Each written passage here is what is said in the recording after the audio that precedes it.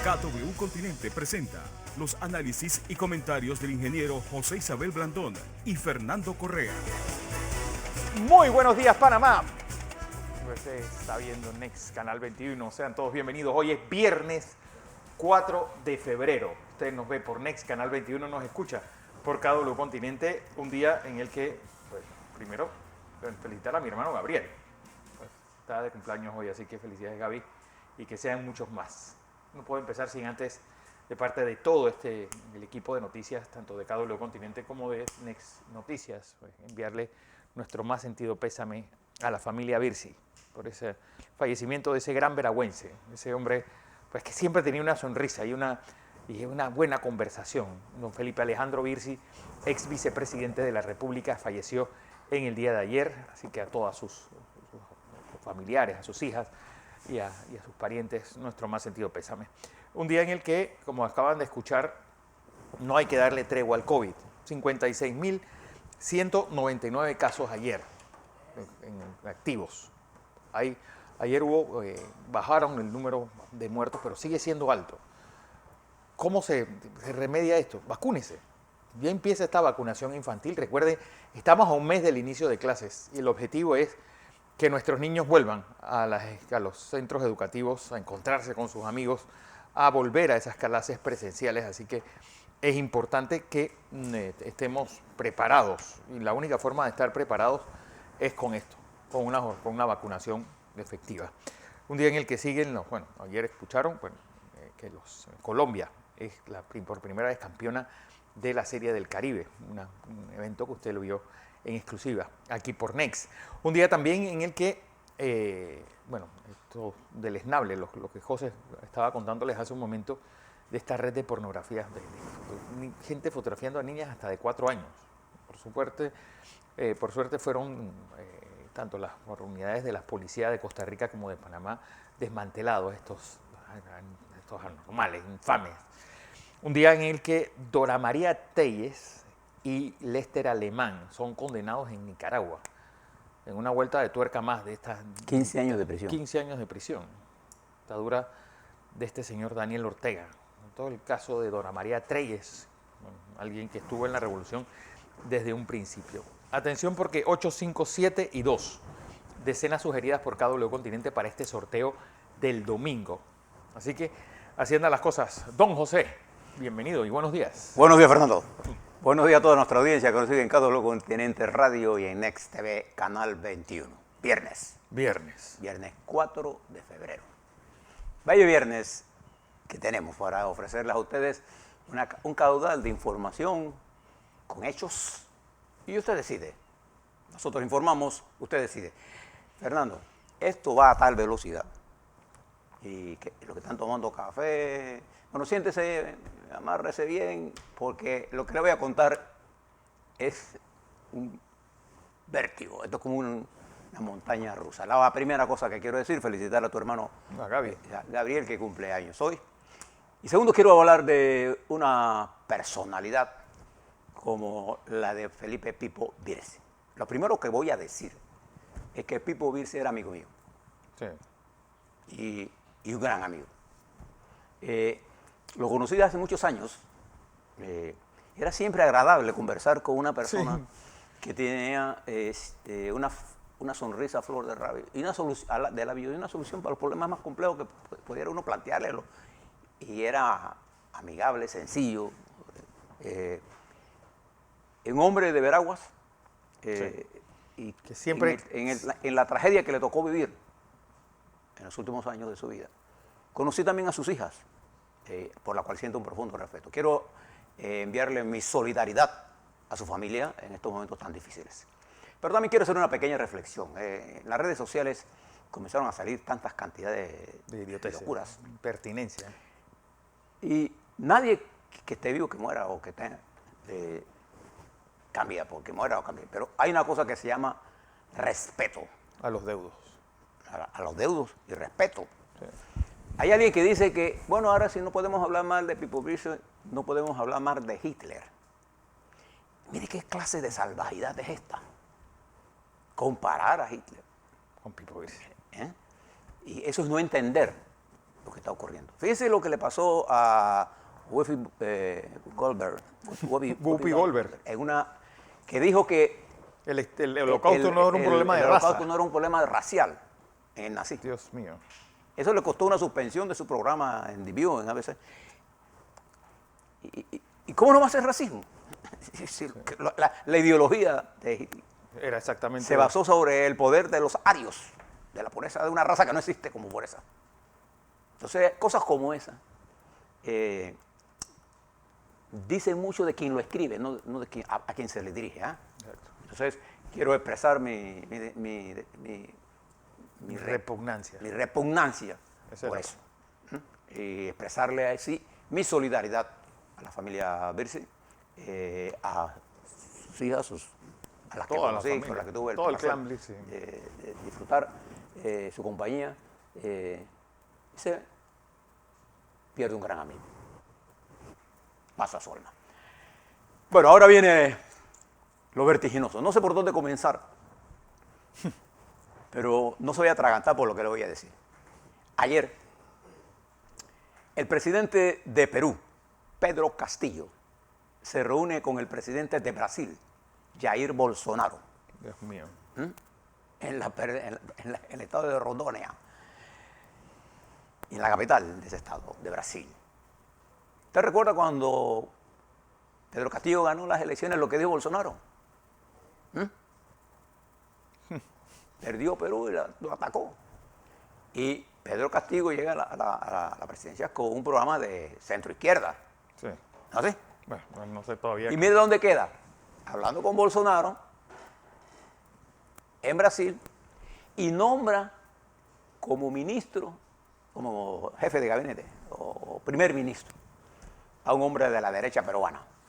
O sea, y todo en menos de en lo que 4 sería o 5 meses. en pasado.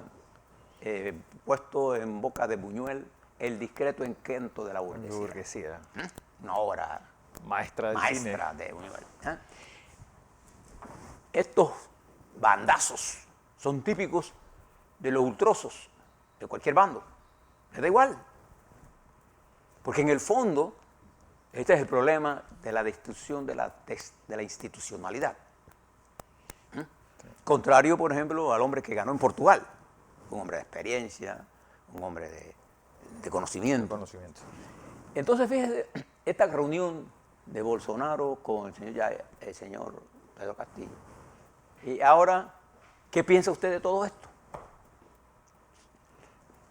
La derecha peruana tiene acorralado a este señor y ahí cree que una reunión con Bolsonaro le sirve nombrar donde están los principios cualquiera que tenga. Esto ocurrió ayer y hablaron de la cooperación entre Brasil y Perú y de las relaciones internacionales, etcétera. Bueno, es que lo que está en juego es hacia dónde va a estar la salida al Pacífico de Brasil. Y entonces, en el Money talks, dicen los americanos. Tómele eso ahí en la mente, ¿no? Entonces ahora, ¿qué va a pasar en Perú? Bueno, la incertidumbre sigue. Porque nadie sabe para dónde va Perú. Claro. Con estos baldazos. No es nada más que cuando uno administra un Estado, manejarlo con sensatez, con un sentido de la realidad, con un sentido del país. Bien. Fíjese la segunda cosa que le voy a decir. Acaba de terminar una reunión en Beijing entre el presidente Vladimir Putin y el presidente de la República Popular China, Xi Jinping. Y en un largo comunicado, inusual en la diplomacia, más de 6.000 palabras, eso significa probablemente 14, 16 páginas, hace una elegía contra Occidente y los Estados Unidos, en la que ambos hablan de la provocación que Europa y los Estados Unidos le hace al señor Putin y le hace a la República Popular China con el problema de Hong Kong y de Taiwán en el caso de China, con el problema de Ucrania en el caso de Rusia. Pero en ninguno habla de la verdadera situación que hay en ambos países. No hay democracia. Lo que pasó en Hong Kong fue la liquidación de un movimiento democrático. Punto. la controversia entre China y Taiwán, China lo quiere llevar ahora al terreno. Y yo estoy de acuerdo con el criterio de una China, ¿no? Pero no estoy con el criterio de que pasen aviones porque esto se va a resolver a la fuerza. Sí. No estoy de acuerdo. Y fíjense lo que pasa en Ucrania. Ahí hay una larga exposición de todo lo que Putin y Xi Jinping consideran son las agresiones de Europa a Ucrania. Yo le pregunto, ¿quién tiene las tropas en Ucrania? Sí. Al lado. Ayer conversaba con el amigo Julio Bermúdez, de lo cual le dije, yo tengo una gran amistad con él y respeto intelectual. Y él me decía, no, pero es que están en territorio ruso. No, están al lado del territorio y rusos armados por Rusia están dentro de Ucrania y asesinando ucranianos. Esa es la realidad.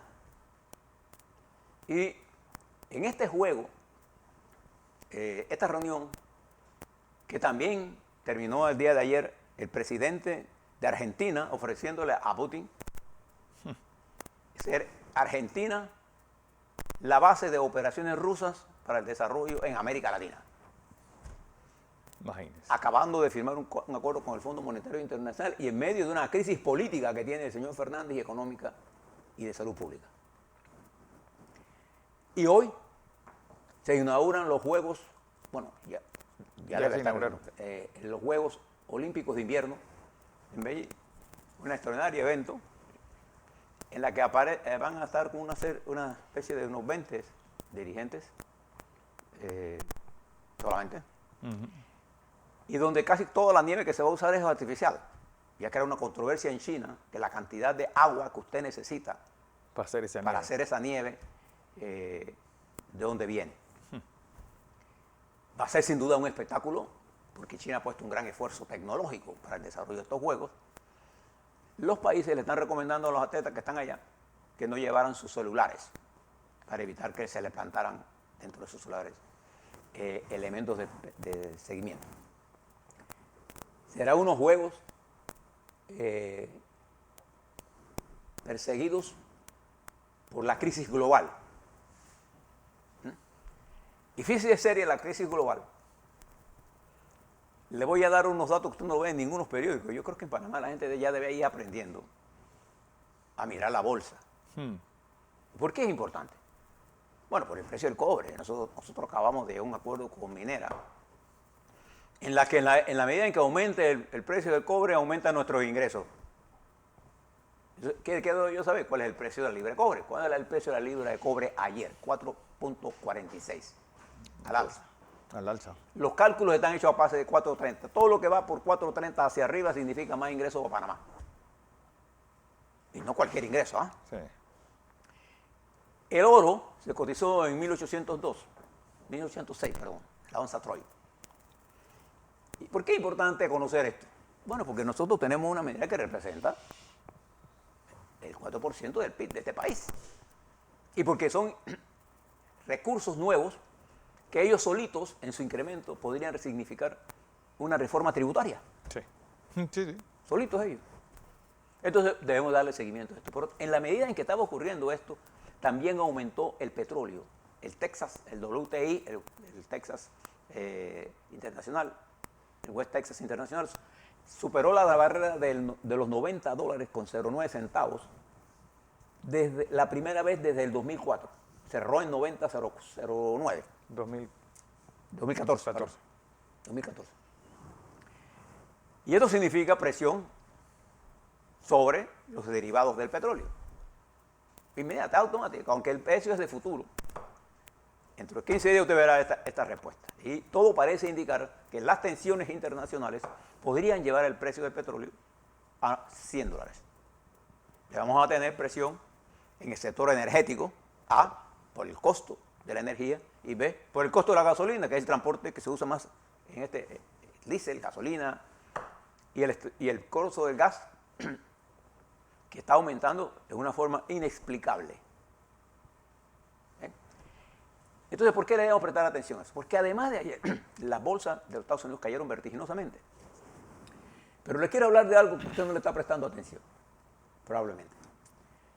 La caída de Facebook, pero de la compañía Meta, que es la compañía ahora BAS, El holding. el holding de la que está, en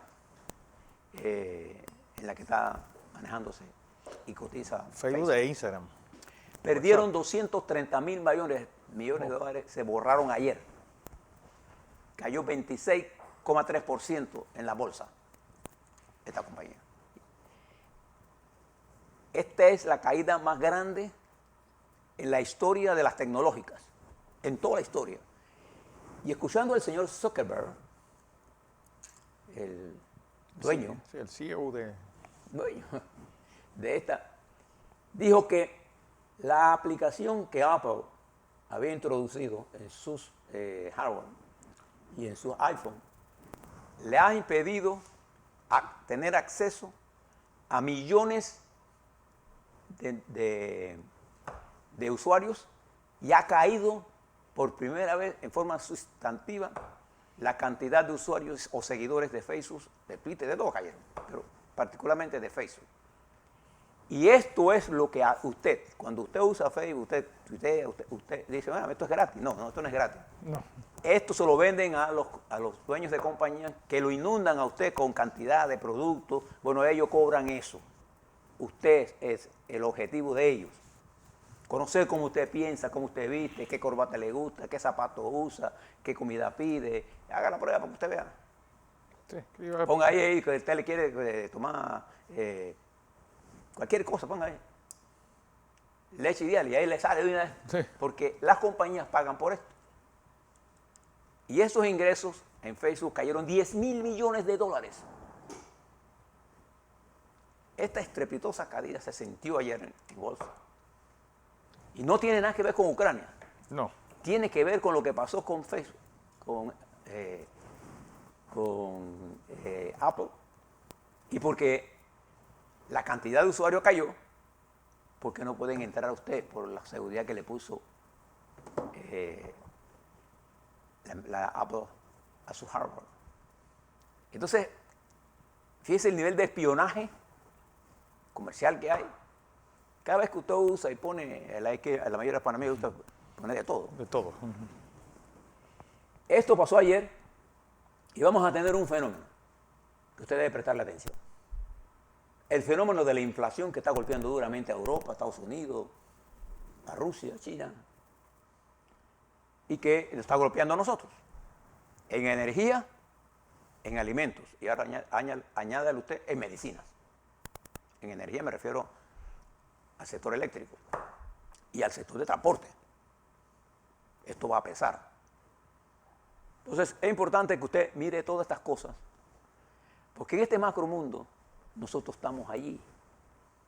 Lo sepamos O no. o no lo sepamos. Por eso nosotros se los informamos, porque esto no lo va a escuchar usted por ningún lado.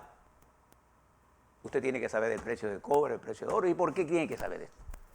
Hombre, porque nosotros podemos llegar a tener hasta 400, 450, si el precio sube, hasta 500 millones de dólares por esa actividad que no teníamos.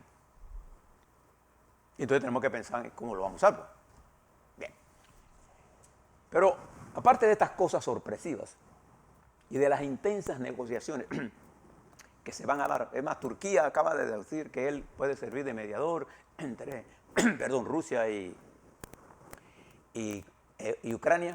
El presidente Macron estará visitando el lunes Moscú para reunirse con el presidente Putin y estará bajando inmediatamente a Kiev para entrevistarse con el presidente Zelensky en la búsqueda de una solución. Los rusos ahora están evaluando, no sé, el daño instantáneo que le va a hacer una invasión. Sin que los aliados disparen un tiro dentro de Ucrania, el efecto en la oligarquía rusa, que es la que gobierna, va a ser impensable para ellos. Pero además de esto, las autorizaciones que se han dado de movilizaciones de equipo bélico, de portaaviones, elevan el nivel de tensión global en esa región y elevan los niveles de preocupación que debe tener la camarilla que dirige Rusia con respecto al costo que va a pagar ellos, Europa y nosotros. Entonces, en los Estados Unidos, cosa inusual, el Pentágono hizo público un video sacado de los satélites que tienen el espacio. Recuerden que esta es una guerra tecnológica, en donde los Estados Unidos tienen, y Rusia y China tienen, pero desde el punto de vista militar, los Estados Unidos tienen más poder. Bueno, inusualmente sacan un video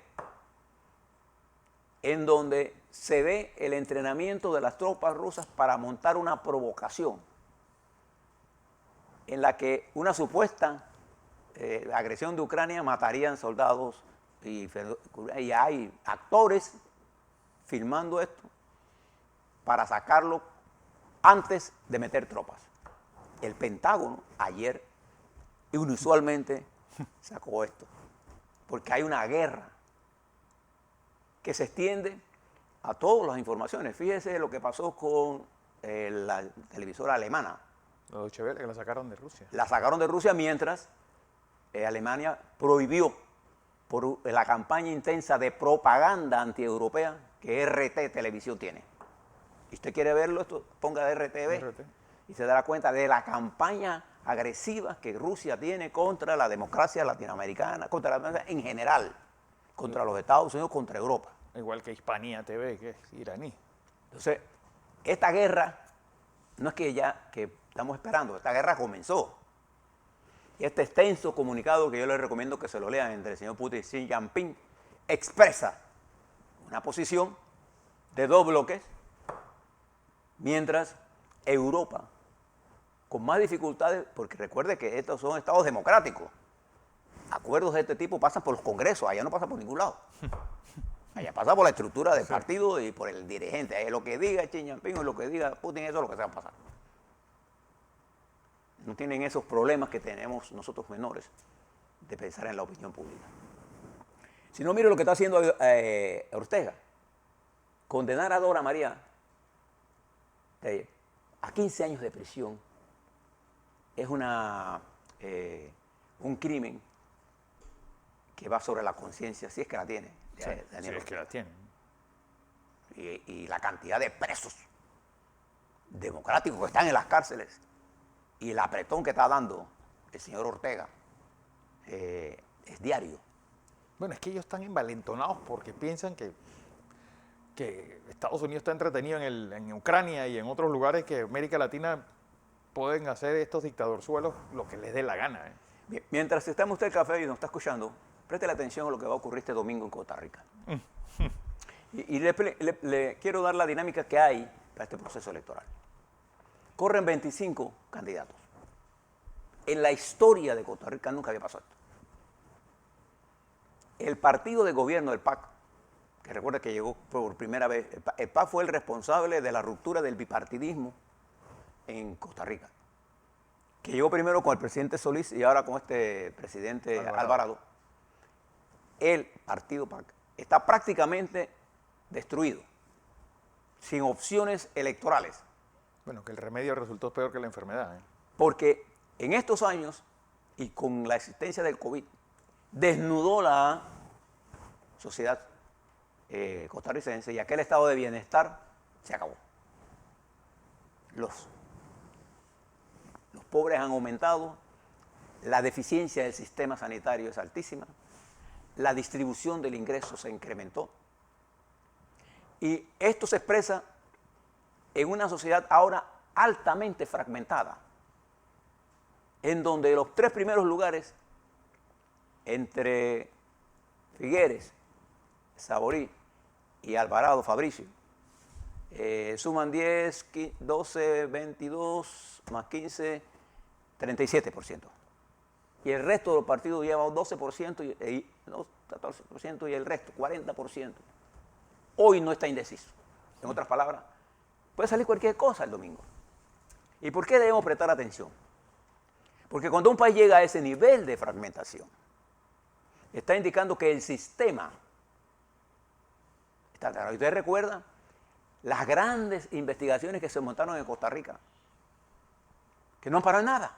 Lo único que paró fue en una destrucción del sistema político partidario de una democracia que, unido al COVID y a la falta de liderazgo y de unidad en el Consejo, en el Parlamento, han retrasado las reformas que permiten tener los ingresos para el llamado estado de bienestar, que es insostenible en Costa Rica.